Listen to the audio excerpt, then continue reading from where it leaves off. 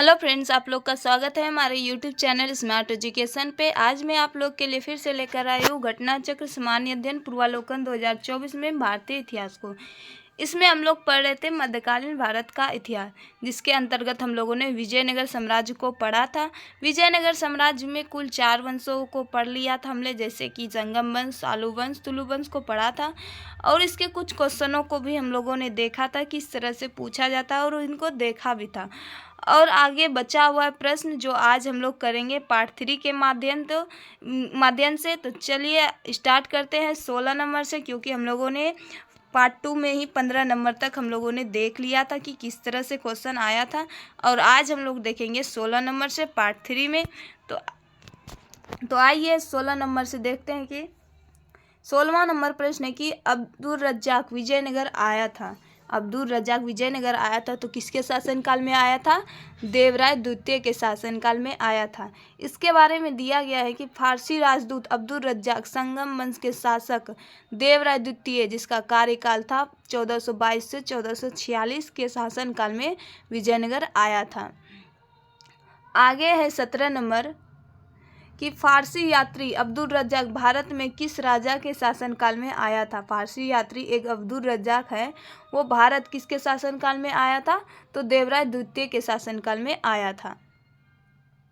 अब है निकोलो कांटी के बारे में। निकोलो कांटी कौन था? इनके बारे में पूछ रहा है कि निकोलो कांटी कौन था। तो निकोलो कांटी एक इटली के यात्री थे, जिसने विजयनगर की भी इन्होंने यात्रा की थी।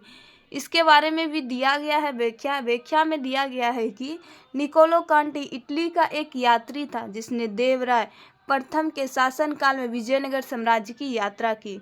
निकोलो कांटी ने नगर एवं मनाए जाने वाले प्रमुख त्यौहार जैसे दीपावली, नवरात्र आदि का वर्णन किया है। इसने दास प्रथा का विस्तृत विवरण दिया है। निकोलो कांटी ने लिखा है, विजयनगर साम्राज्य में विशाल संख्या में दास हैं, जो कर्जदार अपना ऋण अदा नहीं कर पाता है, उन्हें ऋणदाता द्वारा अपना दास बना लिया जाता है। 19वां नंबर प्रश्न है कि पुर्तगाली लेखक नूनीज के अनुसार विजयनगर साम्राज्य में महिलाओं निम्नलिखित में से किन किन क्षेत्रों में निपुण थी? विजयनगर की जो महिलाएं थे वो किन किन क्षेत्रों में निपुण थी? तो पहला है कुश्ती, दूसरा है ज्योतिष शास्त्र, तीसरा है लेखाकरण और चौथा है भविष्यवाणी। तो इसका ऑप्शन नंबर डी सही है, यानी कि वो लेखाकरण में भी निपुण थी, भविष्यवाणी में भी निपुण थी, और ज्योतिष शास्त्र और कुश्ती में भी निपुण थी विजयनगर की महिलाएं। व्याख्या है इनके बारे में कि पुर्तगाली लेखक फर्नाओ नूनीज विजयनगर के शासक अच्युत राय के शासनकाल के दौरान भारत की यात्रा की। वह कुछ समय तक अच्युत राय के दरबार में भी रहा। नूनीज घोड़े का व्यापारी था। नूनीज के अनुसार विजयनगर साम्राज्य में महिलाएं कुश्ती, ज्योतिष शास्त्र, लेखाकरण, भविष्यवक्ता तथा संगीत एवं नृत्य में निपुण होती थी। राजप्रसाद में रहने वाली इन स्त्रियों में से सैकड़ों को राजा लोग अपने साथ युद्ध क्षेत्र में ले जाते थे। इस प्रकार हमारा विकल्प डी सही है। 20वां प्रश्न है हमारा कि निम्नलिखित में से कौन महाभारत के तेलुगु अनुवादों के लिए विख्यात हैं? तो नीचे कूट में है कि नीचे दिए गए कूट में सही उत्तर का चयन कीजिए। पहला है कि कंबन, दूसरा है कुट्टन, और तीसरा है नैना, और चौथा है टिक्कन। तो इसका ऑप्शन नंबर सी सही है, यानी 3 और 4 इसका सही आंसर है। 3 और 4 में क्या है? नैन्यन, और चौथा में है टिक्कन। इसके बारे में दिया गया है व्याख्या में कि महाभारत के तेलुगु अनुवाद का कार्य 11वीं शताब्दी में नैने ने प्रारंभ किया था, जिसे 13वीं शताब्दी में टिक्कन द्वारा तथा फिर 14वीं शताब्दी में येरन द्वारा पूरा किया गया था। ये तीनों तेलुगु साहित्य के कवयित्री के रूप में विख्यात हैं। आगे है 21 नंबर प्रश्न कि वैदिक ग्रंथों के भाष्यकार सायन को आश्रय प्राप्त था। तो किसका आश्रय प्राप्त था? विजयनगर के राजाओं का आश्रय इन्हें प्राप्त था। इसके बारे में व्याख्या है कि वैदिक ग्रंथों के भाष्यकार सायन को विजयनगर राजा का आश्रय मिला। संगम वंश संगम के 5 पुत्र थे, जिन्हें हरिहर और बुक्के सर्वाधिक प्रसिद्ध थे। तुंगभद्रा के उत्तरी तट पर स्थित अनेनोगोंडी दुर्ग के सम्मुख उसके दक्षिण तट पर विजयनगर शहर एवं राज्य की नींव डाली थी। अपने इस साहसिक कार्य में उन्हें तत्कालीन प्रसिद्ध ब्राह्मण, साधु एवं विद्वान माधव विद्यारण्य तथा उनके भाई वेदों के प्रसिद्ध भाष्यकार सायन से प्रेरणाएं मिली थी।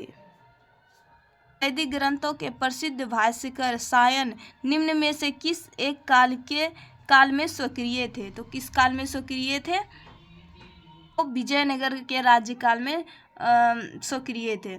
आगे है 23 नंबर प्रश्न कि निम्नांकित में से किसके राज्यारोहण को अब 500 वर्ष गुजर गए हैं? तो किसके राज्यारोहण को 500 वर्ष गुजर गए हैं? तो कृष्णदेव राय के। आगे इसके बारे में व्याख्या है कि कृष्णदेव राय का राज्यारोहण 1509 ईस्वी में हुआ था तथा उसने 1529 ईस्वी तक शासन किया। वह विजयनगर साम्राज्य का महानतम राजा एवं भारत के महान शासकों में एक था। हरिहर प्रथम, जिसका समय था 1336 से 1356 ईस्वी, एवं बुक्का विजयनगर साम्राज्य के संस्थापक थे। पूर्वी चालुक्य वंशीय राजेंद्र द्वितीय कुलोत्तुंग प्रथम के नाम से चोल साम्राज्य का सम्राट बना। कुलोत्तुंग प्रथम, जिसका शासनकाल था 1070 से 1120 ईस्वी तक, चोल शासक राजेंद्र प्रथम का प्रपौत्र था। प्रश्नानुसार 2008 में कृष्णदेव राय के राज्यारोहण के 500 वर्ष पूरे हुए। यद्यपि हरिहर प्रथम और कुलोत्तुंग प्रथम के राज्यारोहण को भी 500 वर्ष गुजर गए। इस तरह इस प्रश्न में त्रुटि है, अतः निकटतम उत्तर विकल्प बी होगा, यानी कि इसका आंसर गलत दिया गया है कि कृष्णदेव राय नहीं होगा, या ऑप्शन नंबर बी गलत है। निकटतम उससे निकट हो जाएगा कृष्णदेव राय, और इसमें हो जाएगा हरिहर प्रथम भी हो जाएगा और कुलोत्तुंग प्रथम भी इसका आंसर हो जाएगा। 24वां नंबर प्रश्न है कि 1565 ईस्वी में कौन सा प्रसिद्ध युद्ध हुआ? तो कौन सा प्रसिद्ध हुआ था युद्ध? तालीकोटा का युद्ध। कब? 1565 ईस्वी में। व्याख्या है कि 1565 ईस्वी में तालीकोटा के प्रसिद्ध युद्ध में बीजापुर, अहमदनगर, गोलकुंडा और बीदर की संयुक्त सेनाओं ने विजयनगर को पराजित किया। इस संयुक्त सेना ने केवल बरार शामिल नहीं था। फरिश्ता के अनुसार यह युद्ध तालीकोटा में लड़ा गया, किंतु युद्ध का वास्तविक क्षेत्र राक्षसी एवं तंगड़ी नामक 2 ग्रामों के बीच स्थित था। तालीकोटा के युद्ध के समय विजयनगर का शासक सदाशिव राय था, जिसका शासनकाल था 1542 से 1570 ईस्वी तक, किंतु वास्तविक शक्ति उसके मंत्री राम राय के हाथों में थी। राम राय एक योग्य शासक था। उसने बहमनी राज्यों के मुस्लिम शासकों के मध्य फूट डालने का प्रयास किया, किंतु सफल नहीं हुआ। तालीकोटा के इस युद्ध में हुसैन निजाम शाह ने अपने हाथों से राम राय का वध कर दिया। 25 नंबर प्रश्न है कि सन 1565 ईस्वी में कौन सा प्रसिद्ध युद्ध लड़ा? तो वही सेम टू सेम प्रश्न है कि 1565 में कौन सा प्रसिद्ध युद्ध लड़ा? तो ऑप्शन नंबर डी तालीकोटा का युद्ध लड़ा। 26 नंबर है कि तालीकोटा का युद्ध लड़ा गया था, किसके बीच लड़ा गया था? तो विजयनगर और बीजापुर, अहमदनगर एवं गोलकुंडा की संयुक्त सेनाओं के बीच लड़ा गया था तालीकोटा का युद्ध। 27 वही है कि तालीकोटा का युद्ध हुआ था, कब हुआ था? सन 1565 ईस्वी में। 28 है कि जब राजा बोडियार ने मैसूर राज्य की स्थापना की, तब विजयनगर साम्राज्य का शासक कौन था? तो कौन था इस विजयनगर का शासक? वेंकट द्वितीय था।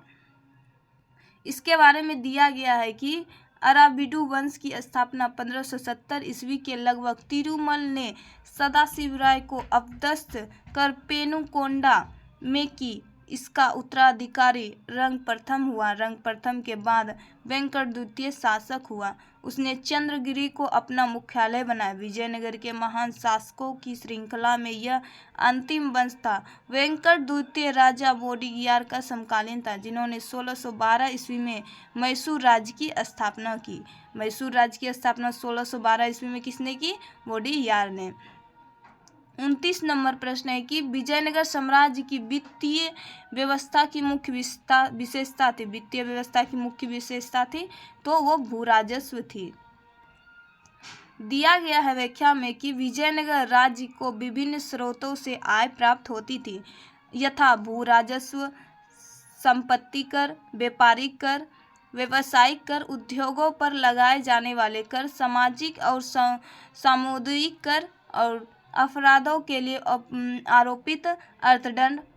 राजस्व का सर्वाधिक महत्वपूर्ण स्रोत भूमि कर था, जिसे शिष्ट या फिर राय रेखा कहा जाता है। भूमि का भली भांति सर्वेक्षण कर भू राजस्व वसूल किया जाता था। 30 नंबर प्रश्न है, कथन पर विचार कीजिए। दिया गया है कि कथन में कि विजयनगर के शासक कृष्णदेवराय के कराधान व्यवस्था में संबंधित निम्नलिखित कथनों पर विचार कीजिए। हमारे पास दो कथन है। पहला कथन में है कि भूमि की गुणवत्ता के आधार पर भू राजस्व की दर नियत थी, और दूसरा कथन में है कि कारखानों के निजी स्वामी एक औद्योगिक कर था। दिया गया है कि उपयुक्त कथनों में से कौन सा सही है, तो कौन सा सही हो जाएगा? 1 और 2 दोनों सही, यानी कि भूमि की गुणवत्ता के आधार पर भू राजस्व की दर नियत थी और कारखानों के निजी स्वामी औद्योगिक कर देते थे।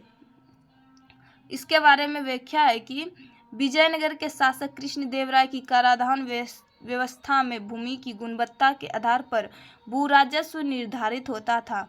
सरकार की आय का मुख्य स्रोत भू राजस्व व्यवस्था थी। भूमि को अनेक श्रेणियों में विभाजित किया गया था। राजस्व एकत्र करने हेतु 98 नामक एक अलग विभाग था। भू राजस्व निर्धारण हेतु भूमि को 4 वर्गों में वर्गीकृत किया था। पहला सिंचित, शुष्क, उद्यान और वन।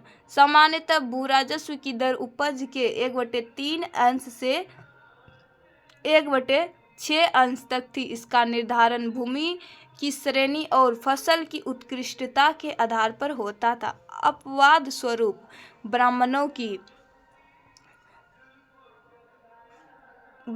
की भूमि से उपज मात्र 1/20 अंश को, मंदिरों की भूमि में से मात्र 1/30 अंश भू राजस्व लिया जाता था। विवाह कर, बागवानी शुल्क, सीमा शुल्क के अतिरिक्त विभिन्न वस्तुओं के उत्पादन पर कारखानों के निजी स्वामियों को एक औद्योगिक कर भी देना पड़ता था। आगे है 31 नंबर की, निम्नलिखित में से किस स्थान पर खंडर विजयनगर की प्राचीन राजधानी का प्रतिनिधित्व करता है? तो कौन करता है? हम्पी करता है।